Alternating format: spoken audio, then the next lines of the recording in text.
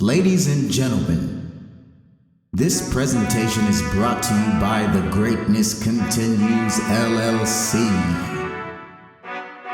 And you are now tuned into the greatest conversations,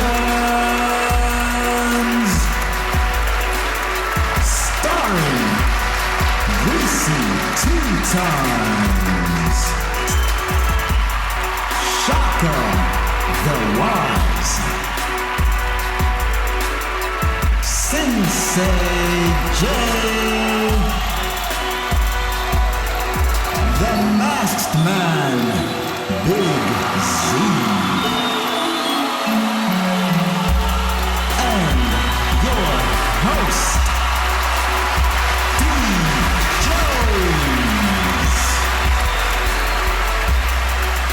Once again, you are tuned into the greatest conversations.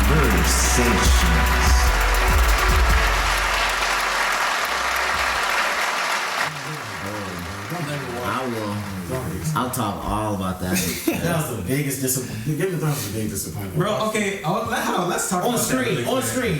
Let me ask you. On screen. Were you, because I've watched, like, going through, if you go through rewatch and you watch Daenerys' character development, when you get to the last season, like, everything she did isn't really that surprising. No, that's not why I called it the best. Okay. No, I totally get her story. I get everybody's individual story. It was building up to that for sure. Because a lot of people were like mad that she like decided to just destroy the whole King's Landing. I was like, bro, she's been killing literally.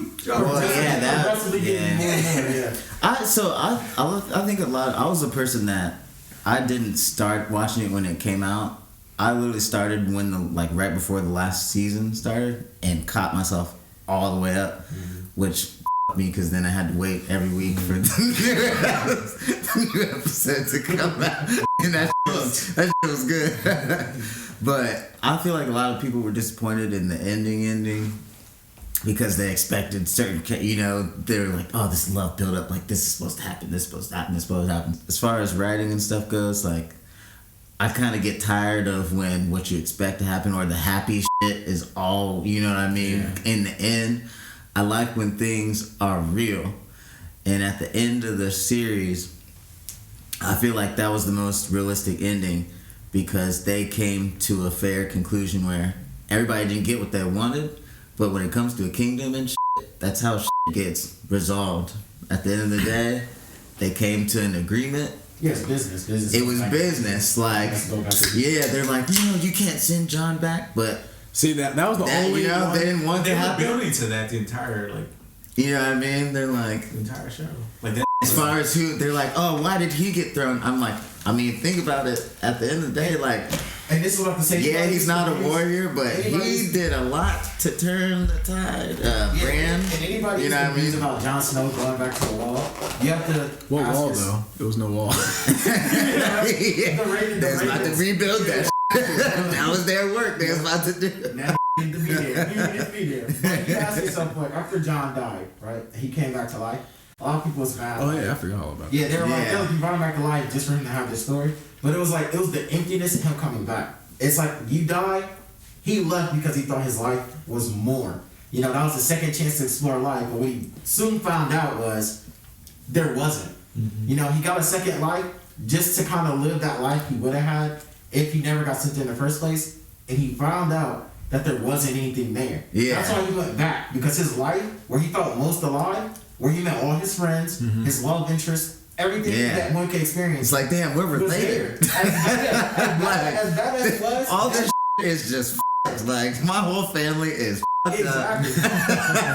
So I am glad this is over with. He was a disappointment. It was the fact that he got to live again and realize that the life that he thought he had, it speaks almost like real life. Like I think it was because kind of what he was saying, like the whole what was expected, because he was portrayed as the underdog. Like he was like the prophecy, you know what I mean? Like he was the one that everybody like was rooting for to have like a really like happy ending, and he didn't get what. Like out of everything that happened, they literally sat down and they took everything into account, and it considered what all sides wanted, who was involved, and how like everybody could end off without starting another war or any other death or anything like that. He did kill him too. And it's like everybody will just leave each other the alone, and we could just live our lives. About it, no one got a happy ending, so no one got a happy ending. That's been Game of Thrones throughout. And that, what did they say? I think the only person who did was not Arya, but the other sister, because she became king Sansa? of the North, right? And that's why. Sounds like it. And even all, even her shit, like, the blue dude getting that dragon. I'm like, oh, this dude look hard. Like, he's the best dude in the show. And then somebody tells me that a little girl killed him. I mean, don't get the little girl twisted. She wasn't a girl.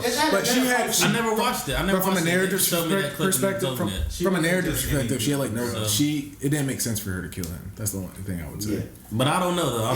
In the war build up, for it to just be build him up and then have it end like that. It wasn't. So I feel like the way they did it, it made it seem like it was just her, but there was a lot. They kind of had to keep moving it from scene to scene. There was a lot of other going on, to the point where she was trained enough to have one specific skill, like an assassin. That was her only opportunity, and it just so happened that, you know what I mean, she was able to pull it off in that moment. Like, yeah, but like I think that I'm about to binge watch Game of Thrones. I never seen it. It's good, bro. It's really good. Like even the final season, it's very like that whole time she spent with the faceless dude and everything. Like, she was just being trained. And but like the whole assassin thing, I feel like that's the no face or the faceless skill. I feel like that's like what she was trained for, but she didn't use that skill to beat like the Ice King, whatever his name is, the Night King. Night King. Yeah, it's like she kind of just popped out of a tree at him. I mean, but if you think about it, once they found out that this was weak to dragon glass, they weren't that big of a threat. They just had numbers. Yeah, like, they weren't that difficult to kill, to be honest. Yeah, that's my thing with the whole Game of Thrones. And that's the thing that was really most disappointing, because like it's almost like a Superman kryptonite. You talk about something that's so rare and hard to get to beat Superman, but yet everybody has it. Well, not everyone, only like the prominent families. But they did just happen to find like a mountain full. Yeah, exactly. It was so much of like, for a show that never played on. I mean, it just so happened to be good. For them to just be like, oh, this just so happened to be good at that moment, kind of set it down the path for me, where it was like, y'all did this for plot. You know, the whole time it made sense as far as like what good happens, what bad happens. You talking about the Valyrian steel thing?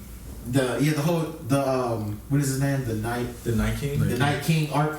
I just call it the Night King arc. Yeah. Like how it was built up, and then how the battle went, and how it wasn't even an arc. It was. Well, I mean, I'm just calling it an arc. If you think about it, I'm saying that once, because they've been hitting at the whole Valyrian steel thing for like since the first season.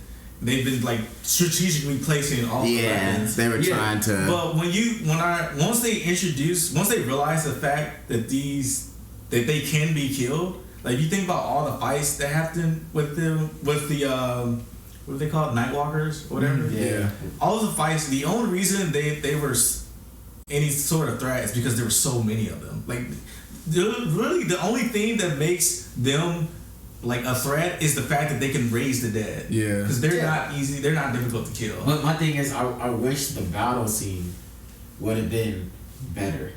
Well, that comes down to budget, actually, because I watched the after talk about that. Yeah. In order to make it seem like it was a very large scale battle, they had to do it more at night, and that's why it was really dark. And you know, like even the sky fight with the dragons like that. Like, I had to make my light. Because I could have sworn, I was like, my TV must be up because I'm struggling at some point. They said before that episode, they hyped it up like this is gonna be the biggest battle on television. So I feel like when you do stuff like that, you know, I feel like they realized this is a lot of money in the studios. Like, this is the last fight that you're doing on the show, and we ain't trying to put up that much money. Like, work with what you got. And they're like, I feel like for promotion of her, if they would just stay silent about it, I think that's why, like, the best parts for me, like the part where Arya was going through the library and shit, like trying to, you know what I mean? I'm like, now it's like Bro, what was your favorite fight? World War Z or some shit. like she was trying to escape. Bro, what was the best fight in that whole series? The Battle of the Bastards, of course. Yes, bro. The Battle of the Bastards was like 10 out of 10. Nuts. And see that's a perfect example for me of that show's perfectly written to me because everyone expects, we want the one to win, you know what I mean? But at the end of the day, bro, because everybody wanted that dude. Yeah, everybody wanted that guy. That was with the mountain, right? That was with Jon Bolton. Snow was fighting Bolton. Yeah. Oh yeah. That's what was that? Rickett? Yeah. Freaking guy. His Rick. Oh, why did he run in a straight line? Come on now. That's arrow diversion 101. Wow, He zigzagged that. Well, it wasn't Reek that was running from the arrow, was it? I thought it was like some other. It was his somebody else. brother. I thought you were talking about Reek. No, I'm talking about what's the brother's name? It was like R. It's like Rickon or something like that. I can't remember what the brother's name was. But yeah, he just was like, all right, I'll let you go. Also, you can't convince me that was that good at archery back in the day. Come on now. Why not? Where you see Hanzo? Oh, you don't even know who Hanzo is, bro. Never mind. Let's say, who's that? Is he a real person? Based off of somebody who could be real. Like Hanzo Hattori? Are you talking about? Hanzo from. Bro, what's that native? I feel like I make like y'all. I'm telling on myself, bro. But like, what's that native clan? It's like the Hunts or something like that. They could they had the archery skills where they could do like the. They were such a threat because when they ride on horses, they could do like 360 They had 360 aim. Yeah, 360 range. Yeah. That was back in the day.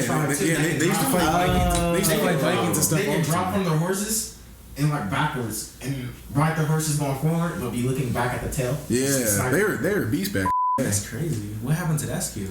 I don't know. Guns were invented. Yeah. yeah.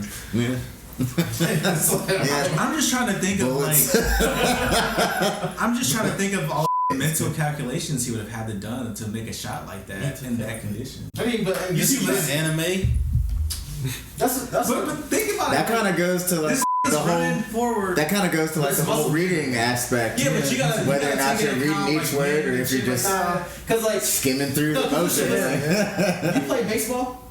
Yeah. Okay, so when you're I'll play center field. When you're in the center field, the wind is blowing, right?